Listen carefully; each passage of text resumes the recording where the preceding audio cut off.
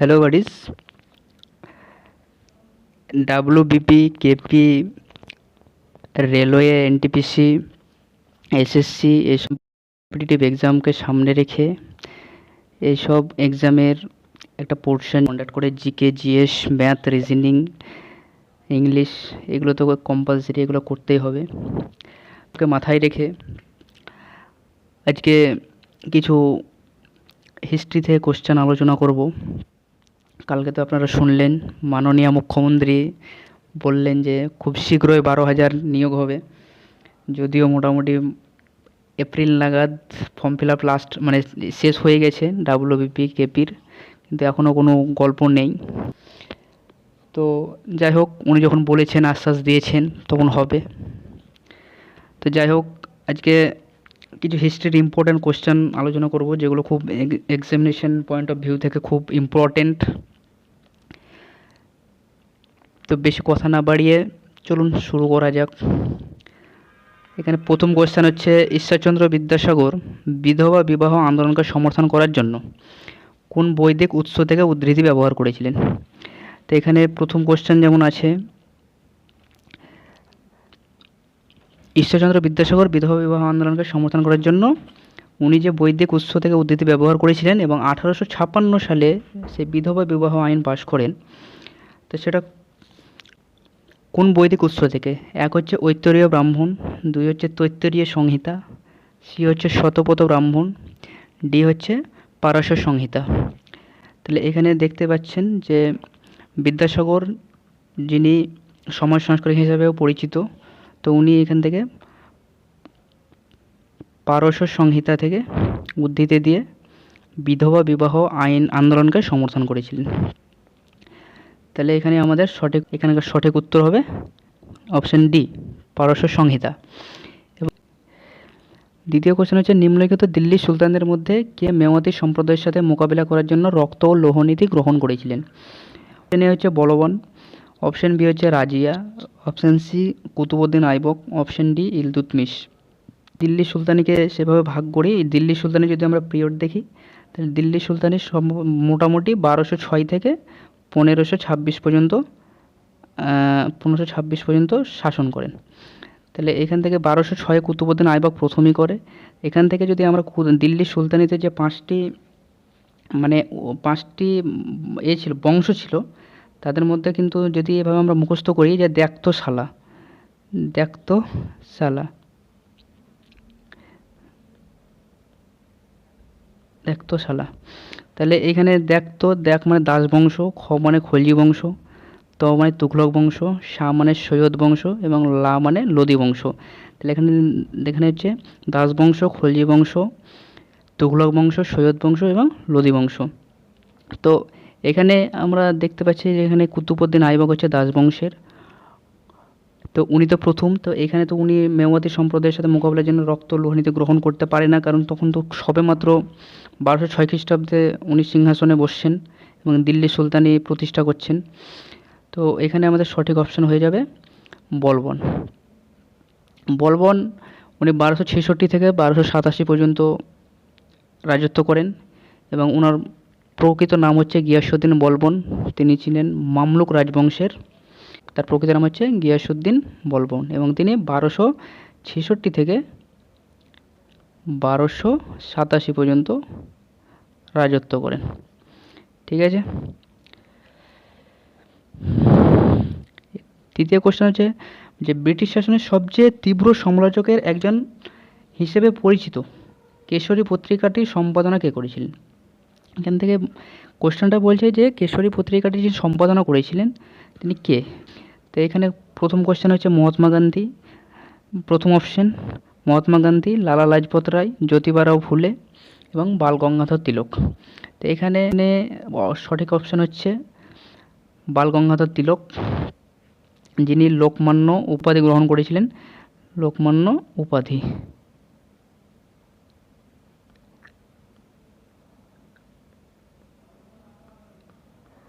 লোকমান্য উপাধি উনি গ্রহণ করেন।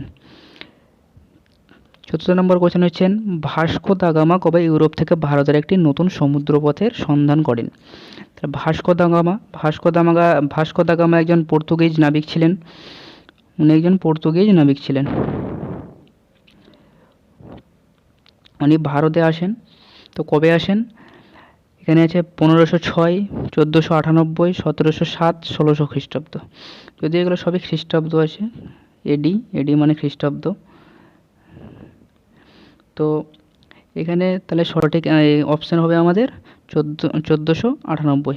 1498 খ্রিস্টাব্দে ভাস্কো দা গামা ভারতের কালিকট বন্দরে এসে পৌঁছন। কালিকট বন্দরে এসে পৌঁছন। পঞ্চম কোশ্চেন, যে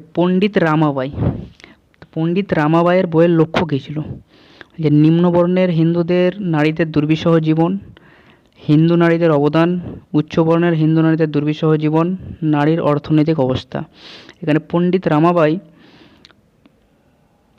ওনার বইয়ের লক্ষ্য কী ছিল, উনি কী সব মানে সামাজিক পরিস্থিতি তুলে ধরে তার বইটা লিখেছিলেন। তার বইটার নাম ছিল the highest caste Hindu women. The highest caste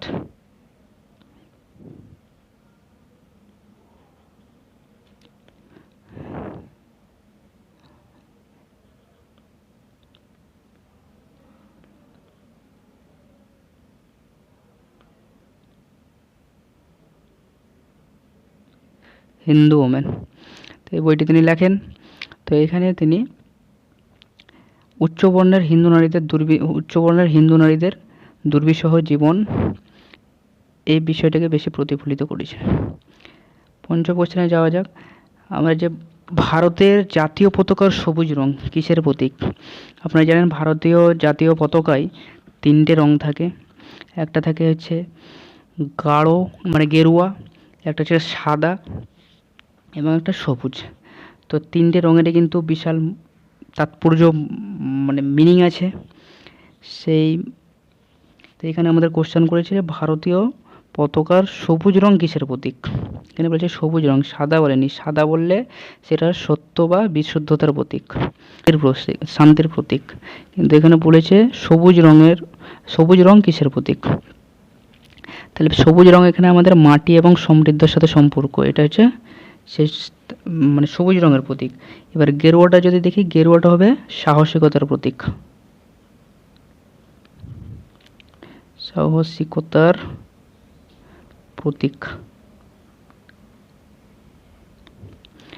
ঠিক আছে। তাহলে আমাদের এখানে যেহেতু কোশ্চেন করেছে ভারতীয় জাতীয় পতাকা সবুজ রং, সবুজ রং কিন্তু আমাদের অপশন ডি, মাটি এবং সমৃদ্ধির সাথে সম্পর্ক। 6 নম্বর কোশ্চেন হচ্ছে, ভারতে সোনার মুদ্রার সবচেয়ে বড় ভান্ডার জারি করা প্রথম রাজবংশ কোনটি? তাহলে ভারতে প্রথম, যেখানে আমরা যদি অ্যানশিয়েন্ট পিরিয়ডে চলে যাই, প্রাচীন ভারতের ইতিহাসে যদি যাই, তো সেখানে আমরা দেখতে পাই যে মৌর্য যুগ দেখতে পাই, ইন্দো গ্রিক দেখতে পাই, গুপ্ত পাই, কুষাণ পাই। তো এখানে বলেছে যে প্রথম বড় মানে সোনার মুদ্রা জারি করে কোন রাজবংশ? তাহলে এখানে হয়ে যাবে আমাদের কুষাণ। তাহলে এখানে আমাদের হয়ে যাবে কুষাণ অপশন। তাহলে এখানে হয়ে যাবে আমাদের কুষাণ অপশন ডি। তাহলে ভারতের সোনার মুদ্রার সবচেয়ে বড় ভান্ডার জারি করার প্রথম রাজবংশ ছিল কুষাণ। 7 নম্বর কোশ্চেনে যাই। 7 নম্বর কোশ্চেন বলছে, কে দ্বৈত শাসন ব্যবস্থা প্রবর্তন করেন? এখানে যখন ব্রিটিশ ইস্ট ইন্ডিয়া কোম্পানি 1600 খ্রিস্টাব্দে প্রতিষ্ঠিত হয়ে ভারতে আসেন জাহাঙ্গীরের আমলে, তাহলে এখানে দ্বৈত শাসন ব্যবস্থা প্রবর্তন কে করেন? Robert Clive.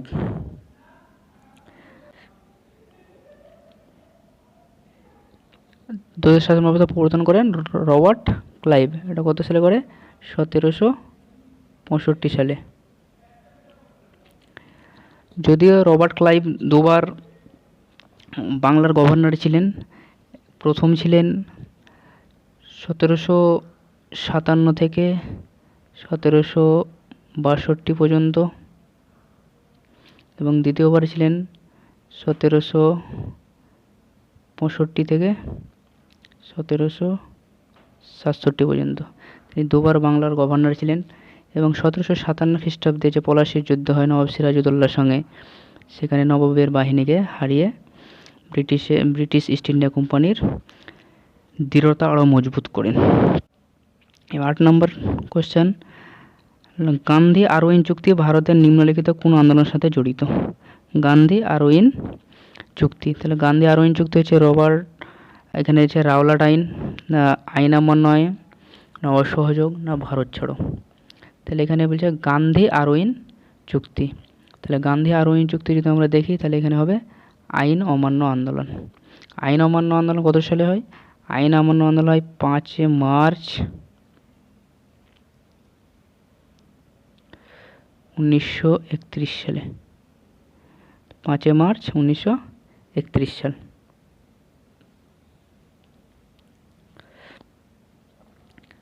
চলো 9 নম্বর কোশ্চেন আসো। 9 নম্বর কোশ্চেন হচ্ছে কার রাজত্বকাল মুঘল স্থাপত্যের স্বর্ণযুগ বলা হতো? তা আমরা যদি মুঘল সাম্রাজ্যর টাইম পিরিয়ড দেখি তাহলে মুঘল সাম্রাজ্য হচ্ছে 1526 থেকে কম বেশি 1857 খ্রিস্টাব্দ পর্যন্ত। এখানে দ্বিতীয় বাহাদুর শাহ ছিল শেষ মুঘল সম্রাট, এবং প্রথম মুঘল সম্রাট যদি দেখি তাহলে হবে বাবর। বাবর ছিল প্রথম, দ্বিতীয় বাহাদুর শাহ ছিল শেষ। তাহলে এখানে আমরা এখানে বলেছি যে কার রাজত্বকালকে মুঘল স্থাপত্যের স্বর্ণযুগ বলা হয়। তাহলে আমরা দেখেছি যে শাহজাহান তাজমহল করে, তাজমহল, শীষমহল, মহল, দেওয়ানি আম। তো যাই হোক, তাহলে এখানে আমাদের সে হচ্ছে শাহজাহানের টাইম পিরিয়ড, শাহজাহান 1628 খ্রিস্টাব্দ থেকে 1658 খ্রিস্টাব্দ পর্যন্ত মুঘল সম্রাট হিসাবে রাজত্ব করেন, এবং 1638 খ্রিস্টাব্দে উনি তার রাজধানী আগ্রা থেকে দিল্লিতে স্থানান্তরিত করেন। কত সালে? 1638 সালে আগ্রা থেকে দিল্লি, আগ্রা টু দিল্লি। তাহলে উনি 1638 সালে আগ্রা থেকে দিল্লি তার ক্যাপিটাল মানে রাজধানী স্থানান্তরিত করেন।